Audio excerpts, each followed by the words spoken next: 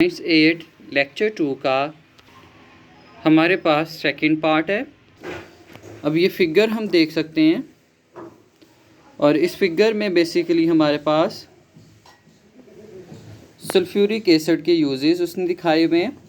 Sulphuric acid साबुन और detergent बनाने के लिए इस्तेमाल होता है, मेटल्स को साफ़ करने के लिए, केमिकल्स बनाने के लिए, प्लास्टिक बनाने के लिए, उसके अलावा लाइट स्टोरेज बैटरीज में, पेंट और पिगमेंट्स यानी कि रंग बनाने के लिए, फर्टिलाइज़र खाद्य बनाने के लिए, फाइबर्स यानी कि धागा और डाइस यानी कि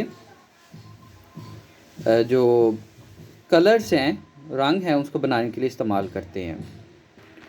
अब सल्फ्यूरिक एसिड में जो क्वेश्चंस है वो क्या बन सकते हैं, मसलन सल्फ्यूरिक एसिड के यूजेस राइट करें। शॉर्ट और लॉन्ग क्वेश्चन पूरा फुल फ्लैज बन सकता है। इसके अलावा शॉर्ट क्वेश्चन बन सकता है किंग ऑफ केमिकल्स हम किसको बोलते हैं, या किंग ऑफ केमिकल्स इसको सल्फ्यूरिक एसिड को क्यों बोलते हैं, ठीक है। इसके अलावा एमसीक्यूज बन सकता है किंग ऑफ केमिकल्स कौन सा है, ठीक है। लेस स्टोरेज बैटरीज में कौन सा एसिड इस्तेमाल होता है, पेट्रोलियम रिफाइनिंग या टेक्सटाइल या पेपर लेदर, कोई भी एक ऑप्शन देकर इसमें से इनमें कौन सा एसिड इस्तेमाल होता है, सेलुलर प्लास्टिक बनाने के लिए कौन सा एसिड इस्तेमाल होता है, ठीक है। हाइड्रेटिंग एजेंट के तौर पर कौन सा एसिड इस्तेमाल होता है। तो इस तरह के एमसीक्यूज इसमें से बन सकते हैं। इसी तरह से इसमें से बन सकता है एचिंग डिज़ाइन के लिए कौन सा एसिड इस्तेमाल होता है, डाइज या प्लास्टिक या आर्टिफिशियल सिल्क बनाने के लिए कौन सा एसिड इस्तेमाल होता है, एक्सप्लोसिव बनाने के लिए कौन सा एसिड इस्तेमाल होता है, फर्टिलाइजर्स बनाने के लिए कौन सा एसिड इस्तेमाल होता है। ये एमसीक्यूज भी बन सकते हैं, शॉर्ट क्वेश्चन भी बन सकते हैं, और नाइट्रिक एसिड के यूजेस पूरा एक शॉर्ट क्वेश्चन और लॉन्ग क्वेश्चन बन सकता है। इसी तरह से हाइड्रोक्लोरिक एसिड के यूजेस लिखें, शॉर्ट और लॉन्ग क्वेश्चन बन सकते हैं। मेटल्स में से रस को उतारने के लिए कौन सा एसिड इस्तेमाल किया जाता है, कॉमन साल्ट को प्योरीफाई करने के लिए कौन सा एसिड इस्तेमाल होता है, स्टार्च से ग्लूकोज बनाने के लिए कौन सा एसिड इस्तेमाल होता है, फूड को प्रॉपर डाइजेस्ट करने के लिए कौन सा एसिड इस्तेमाल होता है, एक्वा रिजिया बनाने के लिए कौन सा इस्तेमाल होता है, ठीक है एसिड, या फिर एक्वा रिजिया कौन कौन से एसिड पर मुश्तमिल है, कितने हिस्से होते हैं, एक्वा रिजिया किनका बना होता है, ठीक है। इस तरह के एमसीक्यूज है इसमें से बन सकते हैं, शॉर्ट क्वेश्चन बन सकते हैं। व्हाट इज़ एक्वा रिजिया, ठीक है, एक्वा रिजिया क्या है, इसका क्या काम होता है, ठीक है, ये एज आ शॉर्ट क्वेश्चन भी आ सकता है। और फुल फ्लैज लॉन्ग क्वेश्चन और शॉर्ट क्वेश्चन हाइड्रोक्लोरिक एसिड के यूजेस आ सकता है। यूजेस ऑफ एसिड, ठीक है, कंप्लीट तीनों एसिड के यूजेस पूरा एक फुल फ्लैज लॉन्ग क्वेश्चन भी बन सकता है, ठीक है। तो ये मुख्तलिफ तरह क्वेश्चन हो गए हमारे पास ओनली फॉर अंडरस्टैंडिंग, ठीक है। अभी जो वीडियो हम नेक्स्ट स्टार्ट कर रहे हैं ये चीज़ें हम जस्ट अंडरस्टैंडिंग के लिए हम कर रहे हैं, ये हमारे रिटर्न में नहीं आती हैं, ठीक है। इक्वेशंस बेसिकली हमने अंडरस्टैंड करनी थी, उससे पहले मैं आपको जो है पिछला एक जो है हमने 7th क्लास में एटम्स के बारे में स्टडी किया था कि एटम जो है वो न्यूट्रल होता है, ठीक है। ये हमने 7th क्लास में किया हुआ है ना। और एटम न्यूट्रल क्यों होता है, क्योंकि इसके पास जितने प्रोटॉन होते हैं उतने ही इलेक्ट्रॉन्स भी होते हैं, यानी कि प्रोटॉन पे पॉजिटिव चार्ज और इलेक्ट्रॉन पे नेगेटिव चार्ज होता है। तो अगर 2 प्रोटॉन हैं और 2 ही इलेक्ट्रॉन है तो पॉजिटिव चार्ज कितना होगा 2 और नेगेटिव चार्ज भी कितना होगा 2। तो क्या कंडीशन होगी, पॉजिटिव नेगेटिव एक दूसरे को कैंसिल कर देंगे, पॉजिटिव नेगेटिव एक दूसरे कैंसिल कर देंगे तो क्या आ जाएगा आंसर, ओवरऑल 0। तो हम कहेंगे एटम क्या हो गया है, न्यूट्रल। तो ये आम रूटीन में जितने भी एटम्स हैं वो न्यूट्रल फॉर्म में होते हैं, ठीक है। लेकिन बाज़ औक़ात क्या होता है, एक एटम अपना एक इलेक्ट्रॉन रिलीज़ भी कर देता है, ठीक है। जैसे कि हम यहाँ देख सकते हैं कि इसने जो है 2 प्रोटॉन है, कितने इलेक्ट्रॉन होने चाहिए थे, 2 ही इलेक्ट्रॉन होने चाहिए थे, लेकिन किसी वजह से अपना इसने इलेक्ट्रॉन एक रिलीज़ कर दिया है, ठीक है। अब क्या होगा, एक पॉजिटिव, ठीक है, पॉजिटिव कितनी है 2 पॉजिटिव है, और नेगेटिव कितनी है, इलेक्ट्रॉन पे नेगेटिव चार्ज होता है, एक नेगेटिव है। तो ओवरऑल अगर हम प्लस माइनस करेंगे तो बाकी कितना बचेगा, एक पॉजिटिव का ही रहेगा ना, ठीक है। 2 पॉजिटिव के एक नेगेटिव एक माइनस हो गया तो एक पॉजिटिव का, ठीक है। यानी कि जब एक एटम इलेक्ट्रॉन रिलीज़ कर देता है तो उस पर क्या चार्ज आ जाता है, पॉजिटिव चार्ज आ जाता है। और ऐसे एटम को हम अब क्या बोलेंगे, न्यूट्रल एटम नहीं कह सकते क्योंकि इसके ऊपर तो चार्ज आ गया था। ऐसे एटम को हम क्या बोलते हैं, एक आयोन बन गया। अब इसमें क्या है, ठीक है, इस एटम ने इसके बाद 2 प्रोटॉन थे, इसने 1 इलेक्ट्रॉन गेन कर लिया, 3 इलेक्ट्रॉन्स हो गए हैं, ठीक है। इलेक्ट्रॉन पे नेगेटिव चार्ज होता है, ठीक है। तो 2 प्लस का प्रोटॉन का, 3 इलेक्ट्रॉन का नेगेटिव का, ठीक है। तो ओवरऑल हम जब प्लस माइनस करते हैं तो आंसर हमारे पास क्या रहता है, 1 माइनस का, यानी कि जब एक एटम इलेक्ट्रॉन गेन करता है तो उस पर नेगेटिव चार्ज आ जाता है, ठीक है। और ये भी एक आयोन है, ठीक है। और ये एक एनायन है, और पिछला हमने जिस पे पॉजिटिव चार्ज आया था उसको हम क्या बोलते हैं, कैटायन, ठीक है। तो ये हमने पिछले साल पढ़ा था, अब इसको हमने यूज़ करना है आगे। इक्वेशंस हमने स्टडी की थी, मैग्नीशियम जब हाइड्रोक्लोरिक एसिड के साथ रिएक्ट करता है तो मैग्नीशियम क्लोराइड और हाइड्रोजन गैस जो है वो बनती है, ठीक है।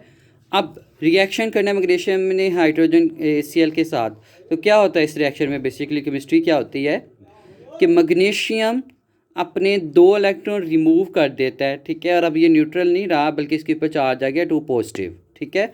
बिल्कुल इसी तरह से HCl ने जब रिएक्ट करना है तो ये भी अपने आयोन बना देगा, ठीक है।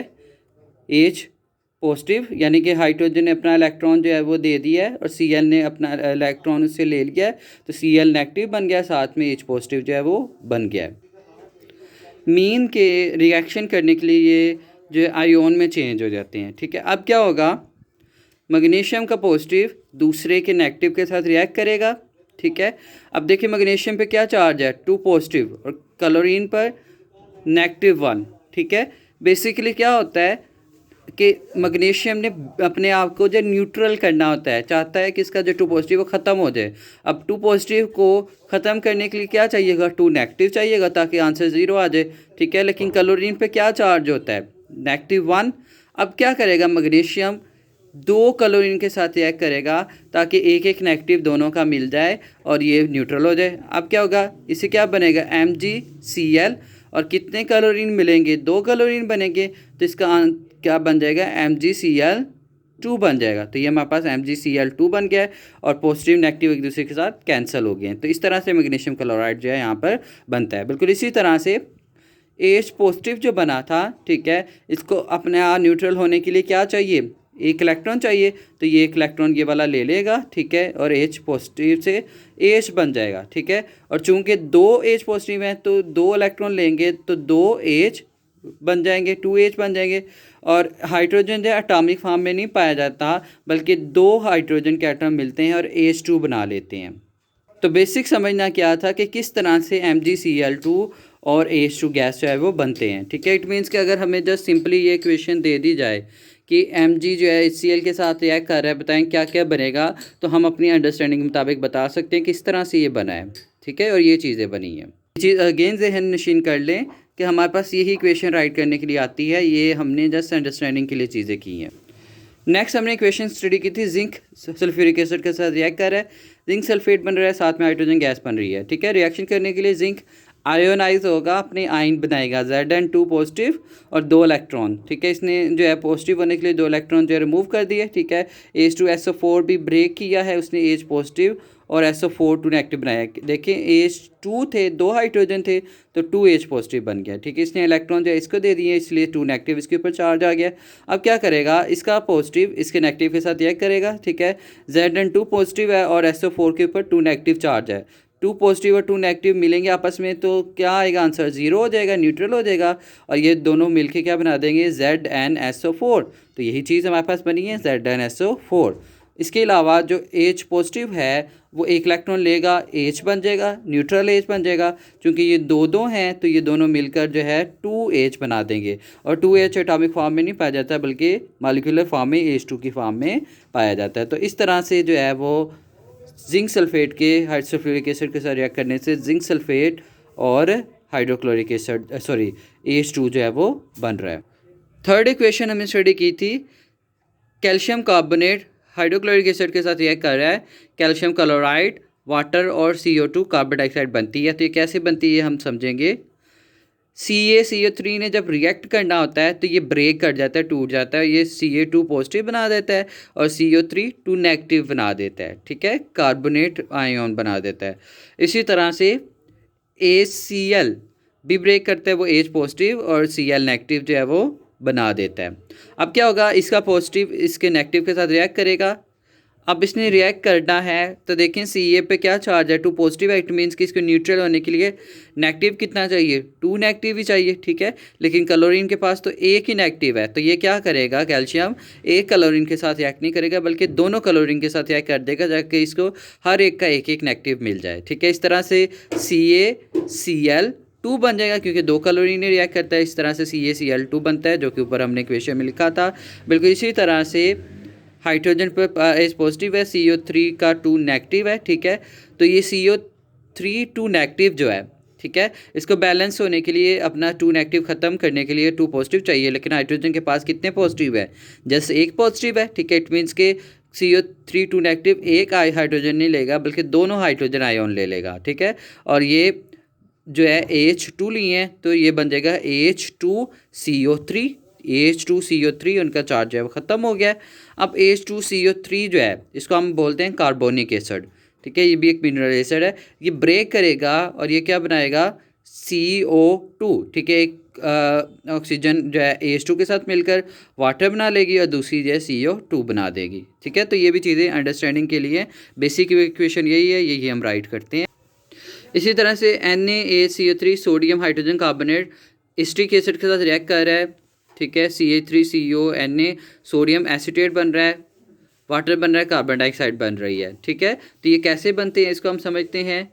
पहले तो NaCO3 ब्रेक करता है और ये Na पॉजिटिव और ACO3 नेगेटिव आयोन बनाता है, ठीक है। ACO3 negative ion basically hydrogen carbonate ion है और CH3COA जो है CH3CO नेगेटिव बना देता है, साथ में H पॉजिटिव बना देता है, ठीक है। अब क्या होगा, इसका पॉजिटिव इसके नेगेटिव के साथ रिएक्ट करेगा, इसका नेगेटिव इसके पॉजिटिव के साथ रिएक्ट करेगा। अब क्या होगा, CH3COO नेगेटिव के साथ Na मिलेगा तो पॉजिटिव भी एक है, यहाँ पर नेगेटिव भी एक है, आपस में कैंसिल कर देंगे और ये बन जाएगा CH3COONA, ठीक है। CH3COONA सोडियम एसीटेट बन गया है और ACO3 नेगेटिव पर 1 नेगेटिव है, ठीक है। इसका 1 पॉजिटिव है, ठीक है। तो ये दोनों आपस में मिल जाएंगे, पॉजिटिव नेगेटिव कैंसिल होगा, एक हाइड्रोजन ये एक हाइड्रोजन ये है, तो ये क्या बन जाएगा H2CO3। तो ये H2CO3 बन गया। और इसमें देखें तो ये जो है जब ब्रेक करेगा तो CO2 बनेगा, ठीक है। और एक ऑक्सीजन H2O के साथ मिल जाएगा और ये H2O वाटर बन जाएगा। तो इस तरह से ये तीनों चीज़ें कैसे बनती हैं हमने देख ली। अब अगर हमें ना भी दी गई हो तो हम अपनी अंडरस्टैंडिंग के मुताबिक इसको सॉल्व कर सकते हैं, इसके ये प्रोडक्ट राइट कर सकते हैं। नेक्स्ट हमारे पास है H2SO4 रिएक्ट कर रहा है NaOH न्यूट्रलाइजेशन रिएक्शन जो था हमारा H2SO4 sulphuric acid sodium hydroxide के साथ रिएक्ट करता है, सोडियम सल्फेट बन रहा है, साथ में वाटर बन रहा है। तो ये कैसे बन रहा है, सल्फ्यूरिक एसिड ने जब रिएक्ट करना होता है तो ये ब्रेक करते हैं अपने आइंस में, ठीक है। H2SO4 जो है H पॉजिटिव बना देता है, SO4 2 नेगेटिव बना देता है, ठीक है। क्योंकि H2 था तो ये 2H पॉजिटिव बन गया, यानी कि 2 हाइड्रोजन आइन। और NaOH जो है वो ब्रेक करता है तो Na पॉजिटिव और OH नेगेटिव बना देता है, क्योंकि ये 2 थे और 2 सबके लिए इस्तेमाल करते हैं, इसका भी है इसके लिए भी है, ठीक है। तो ये 2 Na पॉजिटिव और 2 OH नेगेटिव बना रहा है। अब इसका नेगेटिव इसके पॉजिटिव के साथ रिएक्ट करेगा तो देखें कि H पॉजिटिव है, OH नेगेटिव है, ठीक है। तो हाइड्रोजन कितने हो गए, ये 2 हाइड्रोजन एक ऑक्सीजन, तो क्या बन जाएगा H2O। अब चूँकि 2 हाइड्रोजन थे और 2 OH नेगेटिव थे तो अब ये दोनों मिलेंगे तो 2H2O जो है ये बना देंगे। इसी तरह से Na पॉजिटिव SO4 2 नेगेटिव के साथ मिल जाएगा, SO4 2 नेगेटिव है, 2 नेगेटिव को बैलेंस करने के लिए, इसका नेगेटिव ख़त्म करने के लिए 2 पॉजिटिव चाहिए।